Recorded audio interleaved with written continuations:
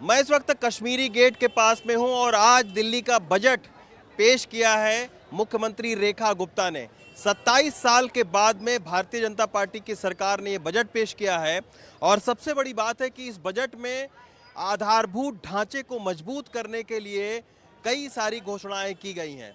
शिक्षा स्वास्थ्य तो है ही है, लेकिन दिल्ली का आधारभूत ढांचा और यमुना की सफाई पर विशेष ध्यान दिया गया है। हमारे साथ कुछ लोग हैं, हम उनसे बात करेंगे जो कि दिल्ली के रहने वाले हैं। इनसे समझने की कोशिश करेंगे। दिल्ली में इस बार प्रदूषण एक बड़ा मुद्दा था, यमुना की सफाई एक बड़ा मुद्दा था। यमुना की सफाई और आधारभूत ढांचे पर तकरीबन 9,000 करोड़ रुपए और 13,000 करोड़ रुपए की घोषणा की गई है। किस तरीके से देखते हैं आप इस बजट को? इसको मैं बहुत अच्छे तरीके से देखता हूँ कि चलो जो नई सरकार आ रही है उन्हें पता है कि उन्हें वोट किस रीज़न से मिला है एंड अगर वो आगे यमुना नदी को सही में साफ़ करना चाहती है एंड उसको करे। जस्ट लाइक ये नहीं कि उन्होंने मशीन घुमा दी, कुछ घुमा दी बस दिखाने के लिए। अगर एक्चुअली उसमें रिजल्ट्स आते हैं तो ये बहुत ज़्यादा अच्छी बात होगी। और रही बात एजुकेशन की, तो सरकारी स्कूल को साफ़ करने से सरकारी स्कूल अच्छा नहीं हो जाता। वो बच्चा वही रहता है कभी कभार। आप एक बात, वो वहाँ पे बहुत सारे नॉर्म्स की जरूरत है। आप कभी कभार कह रहे हैं केवल बिल्डिंग बनाने से काम नहीं बनने वाला। नहीं, बिल्डिंग तो आप कहीं भी बना दो। ये देखो टीचर, काफ़ी लोगों का यही रहता है कि टीचर्स नहीं होते हैं। टीचर नहीं है नहीं, टीचर नहीं है स्कूल में, सरकारी में। हमारा बच्चा सरकारी में पढ़ता है, स्कूल में टीचर नहीं है। अच्छा नहीं, लेकिन पुरानी सरकार ने तो कहा था कि शिक्षा पर बहुत कुछ नहीं है जी। जुमला है इनका, पुरानी सरकार का जुमला है और इस सरकार का भी जुमला ही है मेरे हिसाब से। तो नहीं, अभी तो 33 दिन इनको हुआ है, थोड़ा टाइम देना। हाँ चलो, अब तो 5 साल का टाइम है, अब देख लेंगे इनको भी। हाँ, पुराने साल का तो जुमला ही था जी। अच्छा हाँ, तो बेटा टीचर नहीं आते हैं? आते हैं, मतलब कभी कभी होता है कि वो नहीं आते। अच्छा, हाँ जी।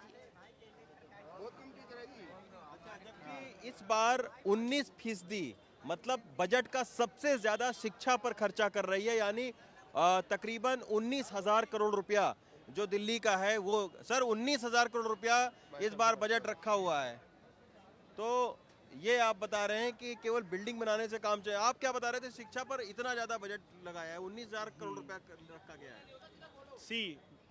उन्होंने लगाया तो है, बट हमें एजुकेशन सिस्टम पे वर्क करना है, हमें टीचर्स पे वर्क करना है।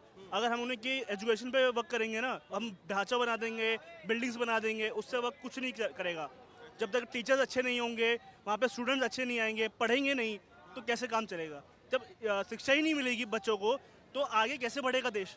आज की डेट में जितने भी टीचर रखे गए हैं सब गेस्ट पे रखे गए हैं। परमानेंट टीचर की कोई भर्ती नहीं है और जो आने वाला भविष्य है वो बिल्कुल बेरोजगारी के चरम सीमा पे है। मैं खुद डीटीसी का एम्प्लॉय हूँ। अच्छा, डीटीसी से याद आया, ट्रांसपोर्टेशन पर 13,000 करोड़ रुपया रखा गया है और ये कहा गया है कि डीटीसी 8,000 करोड़ रुपए के घाटे में चल रही है, हम उसको ठीक करेंगे।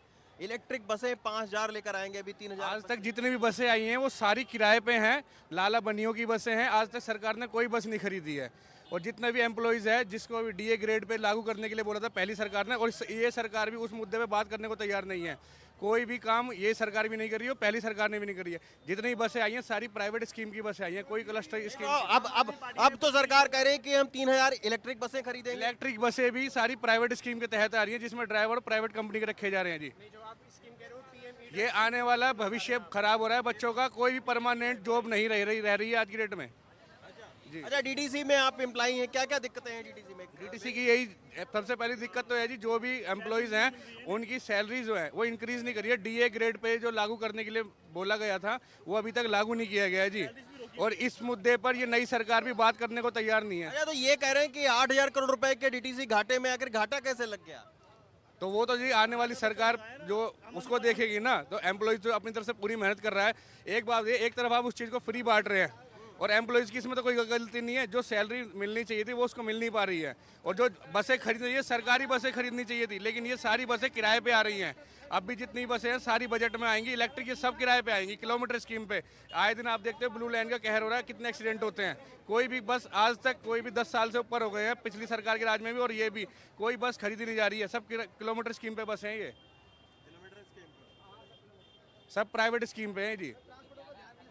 कितनी सरकारें हैं लेकिन ट्रांसपोर्ट को कोई किसी ध्यान नहीं दिया। बसें सर मिल रही हैं कि नहीं? कहाँ मिली? 2-2 घंटे खड़े रहो, 3 घंटे बसें ही नहीं होती। तो अब सरकार कह रही है कि हम 5,000, अभी तक 3,000 ई बसें हैं, इलेक्ट्रिक बसें, आप कह रही हैं हम उसको 5,000 सरकार हमेशा कहती आई है कब नहीं करेंगे, हमेशा आया था, हमेशा क्या सरकार ये करेंगे वो करेंगे, कोई करता नहीं था, वहाँ पे तीर छोड़ते सारे, ठीक है ना, कोई कुछ तो अभी नई सरकार को 33 दिन हुआ है, आज बजट पेश किया है, 1 लाख करोड़ रुपए। सरकार तो पहले 27 साल पहले भी यही थी बीजेपी की, जब मतलब खुलाना थे तब भी ऐसे ही था, आज भी ऐसे ही है, कोई भी आ रहा है तो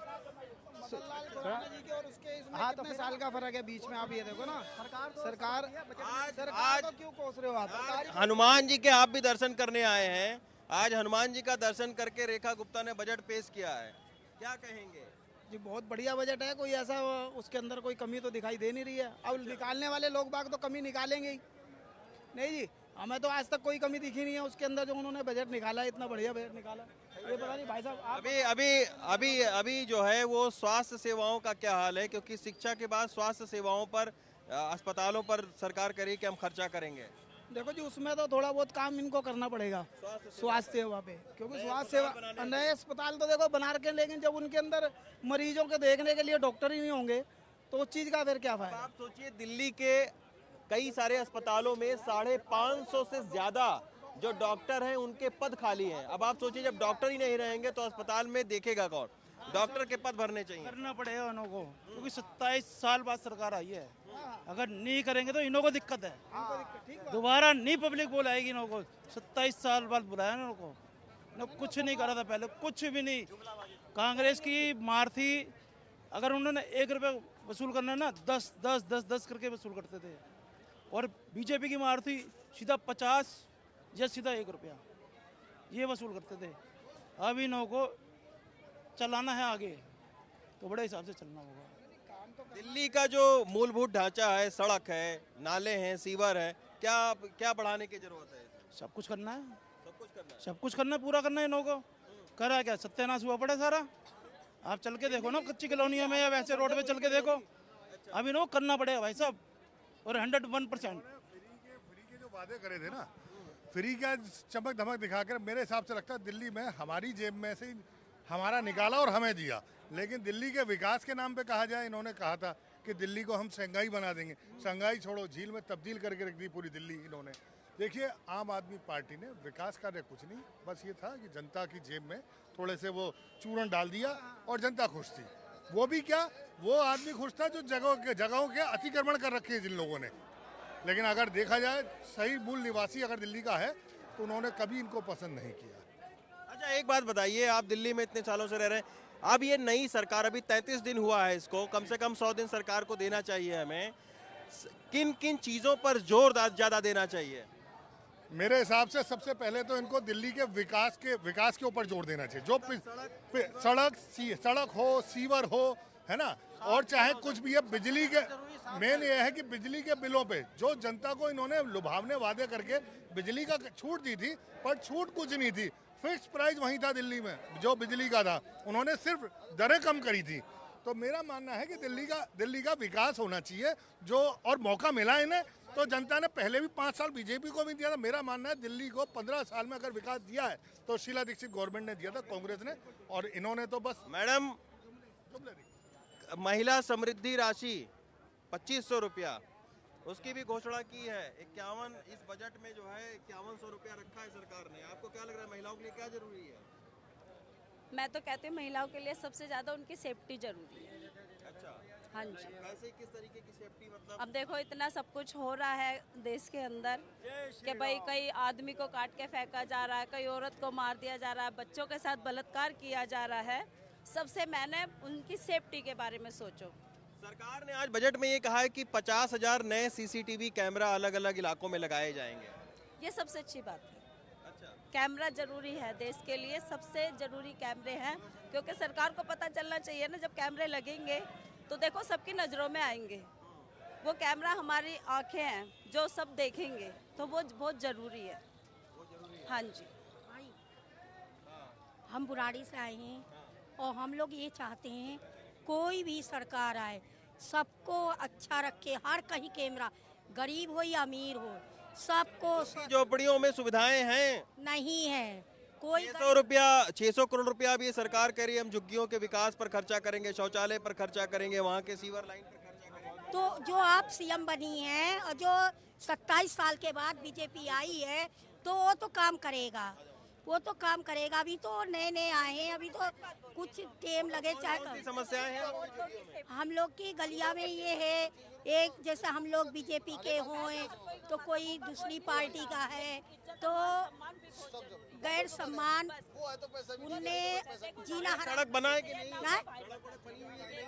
हमारे अलग सड़क नहीं, हमारे अलग का विधायक है संजय झा, वो कभी कुछ काम नहीं करा, ना कभी किसी के पास आया, और ना सड़क बनी और ना रोड बनी, और गंदा पानी आता है बुलाड़ी के अंदर। ये कई सारी समस्याएं जो हैं 1 लाख करोड़ रुपए का बजट आज जो मुख्यमंत्री हैं रेखा गुप्ता, उन्होंने रखा है। तमाम सारे वायदे किए गए हैं। सबसे बड़ा जो यहाँ पर जो कि एनडीटीवी ने जब सर्वे करवाया था उसमें भी ये बात सामने निकल कर आई थी कि प्रदूषण के मामले में दिल्ली के लोग सबसे ज़्यादा भुक्तभोगी हैं। यमुना की सफाई हो, गंदगी, सीवर, सड़कों की हालत, ये इन सारी चीज़ों पर सरकार को ध्यान देने की ज़रूरत है। जैसा कि आप लोगों ने, आप कहाँ रहते हैं? मैं ये मुखर्जी नगर में। क्या मुद्दे हैं? अभी बजट आज पेश किया है, किस पर ध्यान देना चाहिए? बजट अभी बेसिकली आया है, I haven't gone through with the budget right now, but हाँ ये है कि जो दिल्ली में जो बेसिकली जो गंदगी है, खासकर कूड़े इतने सारे जो इकट्ठा ढेर है, उस पर ज़्यादा फोकस करना चाहिए, क्योंकि उससे हवा जो है प्रदूषित होती है। तो शायद वो अगर फोकस करे तो मुझे लगता है अगली बार फिर बीजेपी को लोग वोट देंगे। अच्छा, तो ये आपने कुछ लोगों को सुना कि उनका दिल्ली के बजट पर क्या राय है। लोगों की उम्मीद बहुत ज़्यादा है, हालांकि अभी सरकार को 33 दिन हुए हैं, कुछ और वक्त देने की ज़रूरत है, तभी पता चल पाएगा कि आखिर ज़मीन पर इस बजट का कितना प्रभाव पड़ा है।